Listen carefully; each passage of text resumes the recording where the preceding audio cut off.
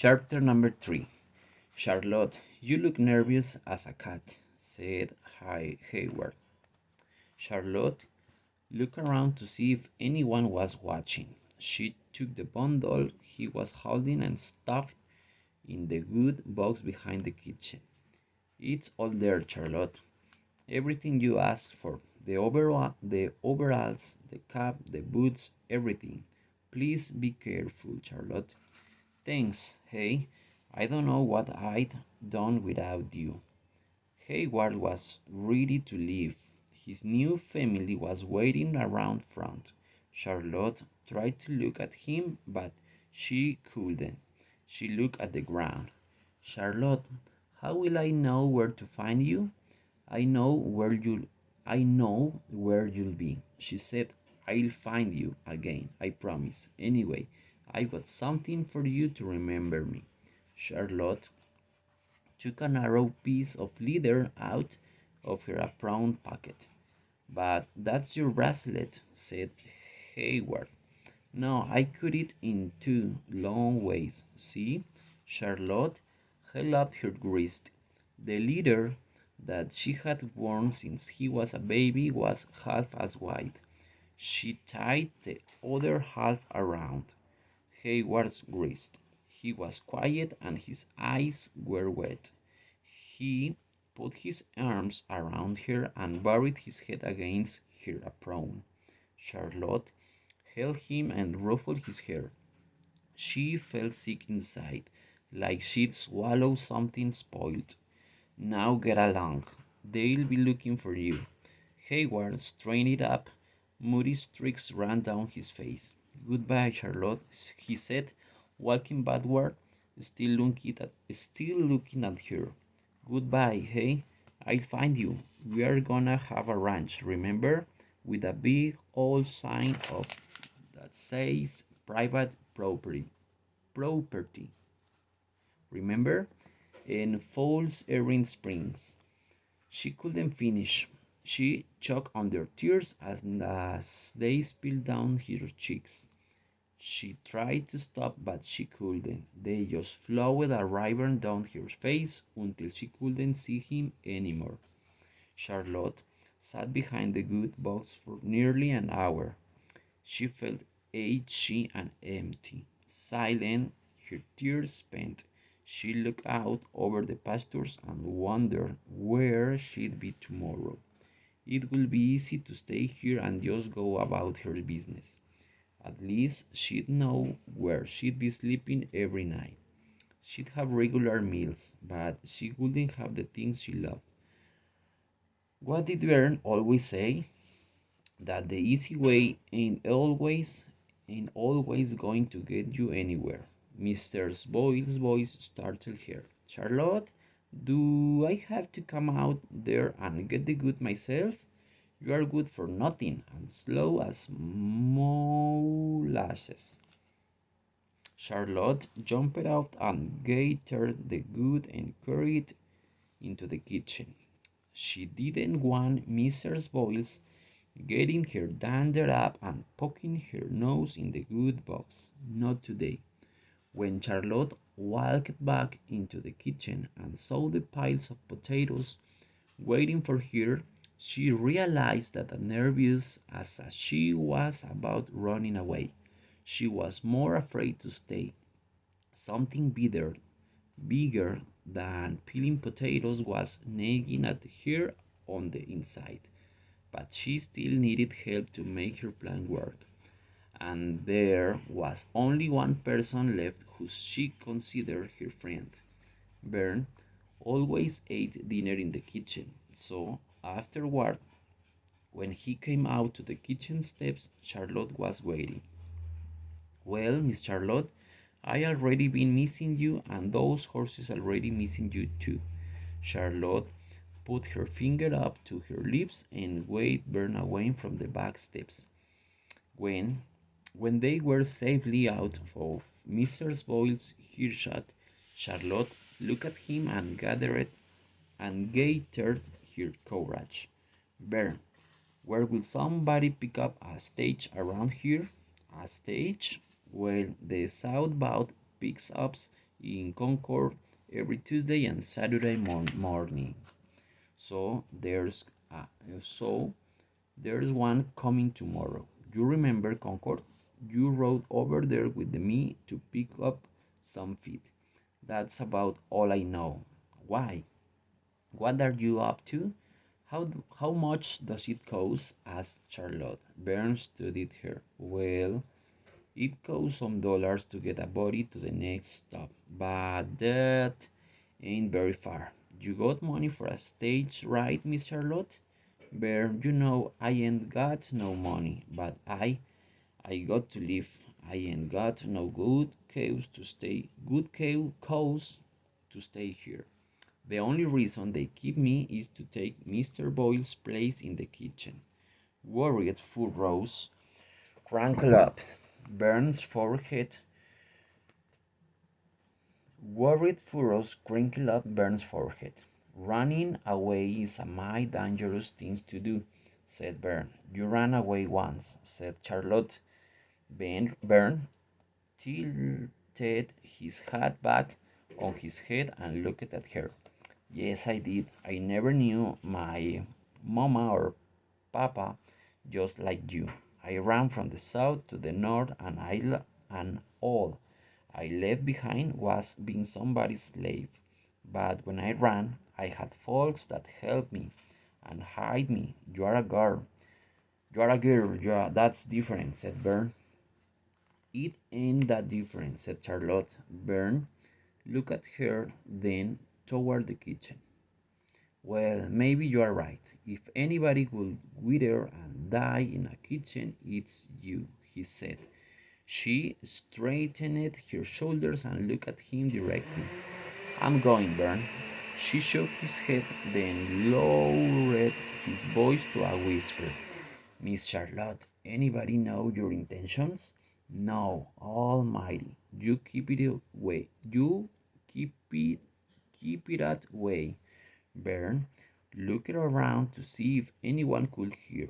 Now, you gotta make it look like lots of things will happen to you, so folks won't know which way you went. And you need to look different. I already got that figured out. I just bet to do, said Bern. I I need a pair of scissors tonight, said Charlotte, and some money for the stage. I could pay you back. Not right off, but down the line. I don't know what you have in mind, Miss Charlotte, and it's better I don't, 'cause Mr. Milshark, he'll be asking me about your first thing. I'll try my best to get you those things. You be careful. You hear me? You be real careful. You are heading for the Concord, right?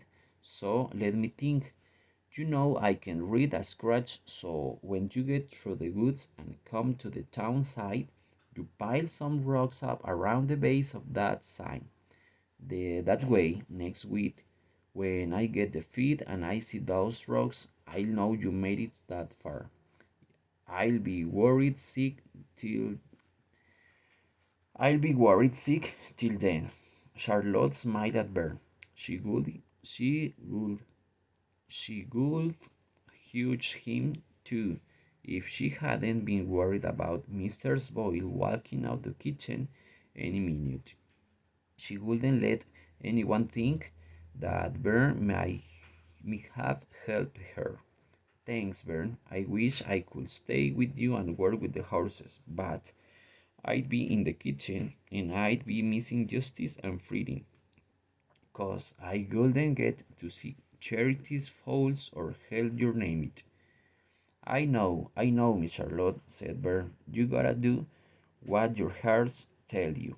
I won't ever forget you, said Charlotte. I guess I'm not likely to forget you, Miss Charlotte, and don't you worry about Kirsty's fowl.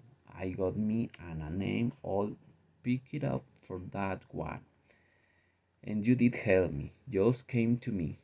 A fine name that stands up real good, fitting for the fine horse it will be. That foal's gonna be named Charlotte's Pride. Charlotte lay in bed, in her clothes, until after midnight. She thought about Hayward, sleeping on his very own bed, in his very own house with his new family.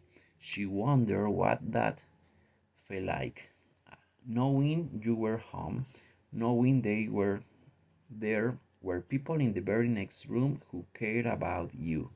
Don't forget me, hey? She whispered into her pillow.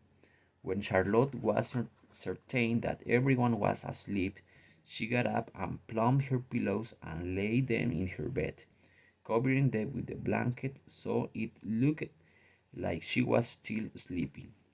She crawled out with the window and sneaked to the wood box. Although she night was clear and bright with moonlight, the wood box was in shadows. Had Bern come through, Charlotte opened the box.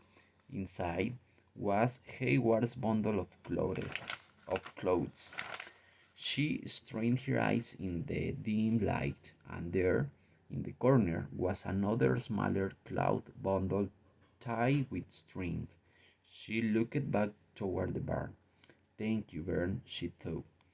She grabbed the two bundles and ran as fast as she could until she was beyond the far pasture.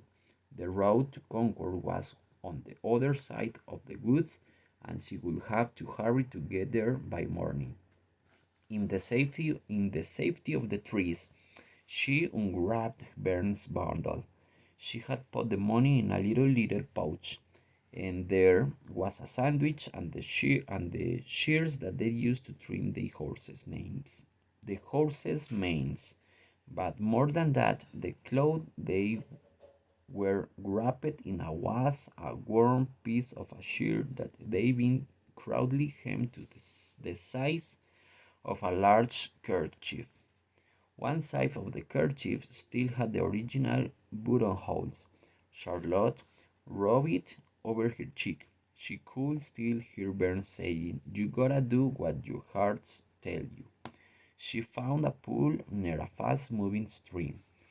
Then she untied her ribbons, unbraided her hair, and shook it hard. It surrounded his shoulders like a woman's shawl. She leaned over, looked at herself in the water. "Goodbye, Charlotte," she whispered. With a trembling hand, she picked up scissors and cut off a hank of hair. With every snip, long locks landed in the water and floated downstream in the strong current. She had never cared that much about her hair, but now she aged for it as it disappeared. She dropped her hair ribbons into the water, and like silky snakes, they drifted away too. When Charlotte stood up, she was surprised at how light-headed she felt, as if those braids had been holding her fast to the ground. She quickly changed into Hayes' clothes and put the sandwich and the money pouch in the big pocket of the overalls. She folded Burns' makeshift kerchief and tucked it into another smaller pocket. She took one last look in the pool. The water reflected the image of a young boy. Quickly, Charlotte stuffed her frock and the scissors in the stump of a dead tree, covering them with damp leaves and brush. She floated her apron in the stream, wrapping the strings around the nearby tree brambles so it wouldn't drift away, make it look like different things could happen. If anyone came looking, they'd see her apron and think she had drowned. Charlotte cut through the woods and arrived at the main road to Concord, with the moon still high. She ran until she got tired, walked, walked, then ran some more. The stage came early, she reminded herself, but her sight had a stretch from running, and she slowed a little. Mrs. Boyle would be fusing when Charlotte didn't show up for breakfast course on time, but she'd be too busy to come looking herself. Eventually, she'd send one of the boys. He'd see the bed with that looked like Charlotte inside and try to wake her. The boy would report back that Charlotte was missing, and then Mrs. Boyles would be furious. She'd march straight to Mr. Milshark. Charlotte held her sight and started running again. She couldn't miss the stage.